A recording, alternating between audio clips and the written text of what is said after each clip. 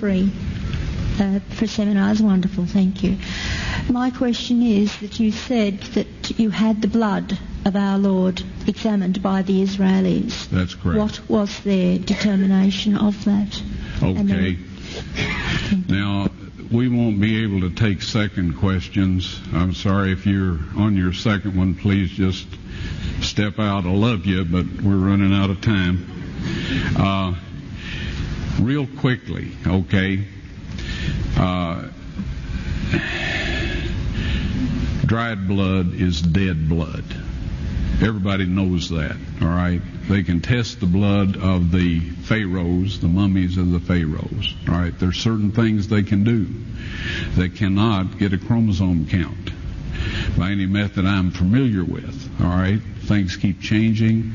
I don't profess to know everything. However, there's no way I know that you can get a chromosome count out of dead blood. You can get a DNA and some other things, but not a chromosome count, all right? That's done by living white blood cells. Now then, first of all, in this analysis, I took the blood into a laboratory in Israel. I asked one of the people I work with in antiquities, where is a good laboratory that does reliable work? And they said, such and such, such and such. I took it. I just said, please examine this blood and tell me what you can tell me about it. All right? They said, well, look, we're going to reconstitute it. We're going to put it in normal saline and keep it at body temperature for 72 hours with gentle swirling. All right? That's their business. That's great. I said, now I want to be there when you check it out. They said, fine. So I was back. They checked it out. I said, now, they said it's human blood. We can tell that. They did whatever tests they need to do.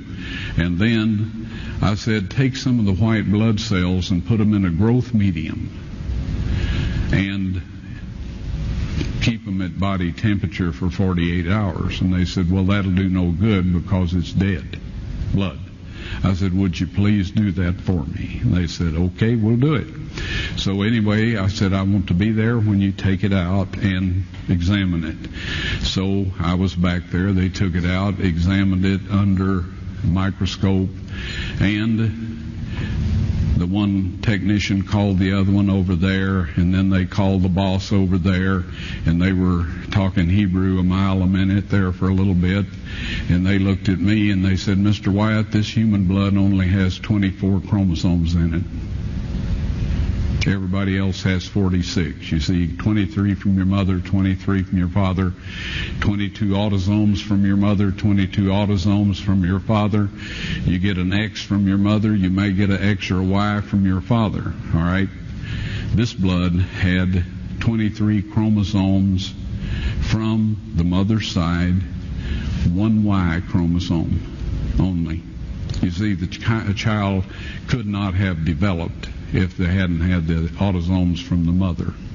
So all of his physical characteristics were determined by his mother's side of the family, her autosomes. His maleness was determined by this one Y that came from a source, not a human male. Then they said, this blood is alive. And then they said, whose blood is this?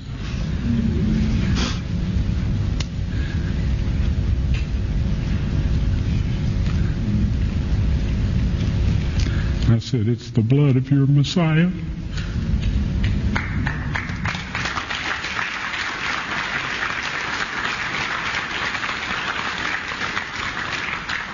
And I assure you, those men's lives have changed. You're welcome.